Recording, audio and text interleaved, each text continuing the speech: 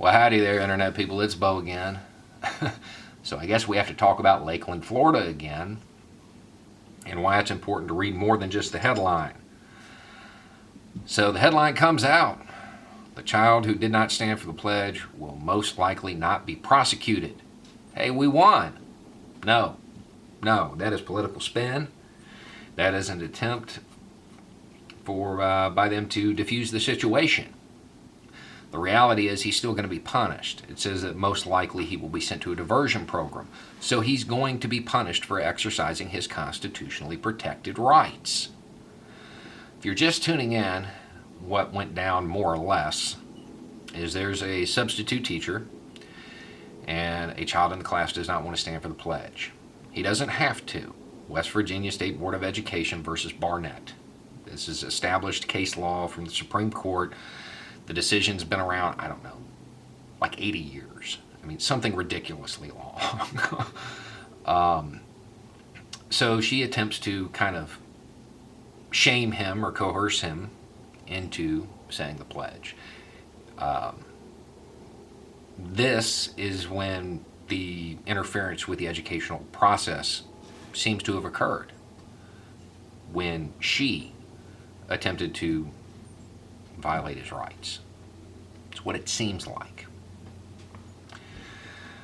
After telling him that he can go back to wherever he came from, or something along those lines, she gets fed up and she calls the school administrator, who comes down and tells him to leave the class. Tinker versus Des Moines. He cannot be punished for a protest at school, as long as it does not interfere with the educational process. Him remaining seated did not interfere with the educational process. Okay, now enter law enforcement, the gun of the government. The cop tells him to leave the class, backing up what the school is trying to do. Is it lawful for him to do that? That's going to be the big question when this either goes to trial and then in the lawsuit afterward. From where I'm standing, it wasn't. But hey, I'm not a lawyer. Okay, so he arrests this kid for disrupting the school and resisting arrest without violence.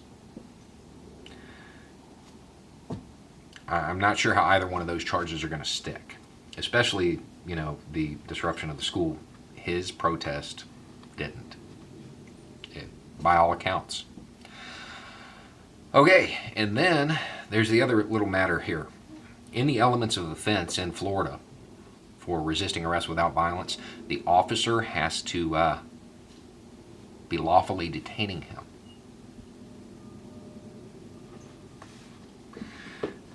Was he? Okay. So that's what the court case is going to look like, basically. Now, people have asked me to give an update on this before, and I said I couldn't because I was probably going to be involved in some activism. I'm not going to. The local activists do not want to. They've kind of overruled what I wanted to do. So my idea was to go down there with the national anthem on loop and show the school board what a disruption is. But I was overruled. Okay, so I guess, and they have said I can say this, it looks like the current plan of activism is to go after the campaign contributors to basically everybody in the government down there. Any business that contributed to any of them, they're going to arrange boycotts and stuff like that. That appears to be the activist side of it. The legal side of it, I do know that the child has counsel, has retained counsel. And that's where we're at. But the key thing we have to notice here is that headline. Most likely not be prosecuted. It sounds like they're dropping the charges, but that's not what was happening. And this is what we've got to be very careful of in today's world.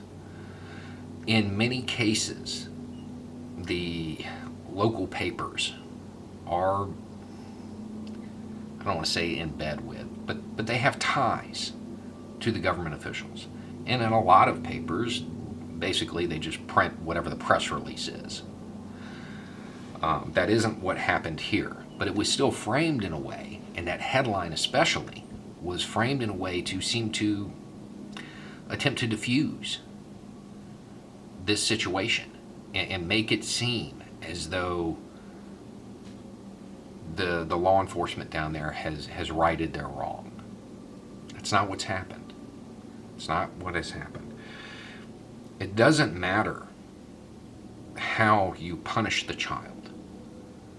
At the end of the day, you're punishing him for exercising his constitutionally protected rights. That's where this chain of events started. And if you do that, that flag is worthless. It means nothing. It's not worth a pledge. It isn't. You're confirming everything this child believes. You are making that flag worthless. Anyway, it's just a thought. Y'all have a good night.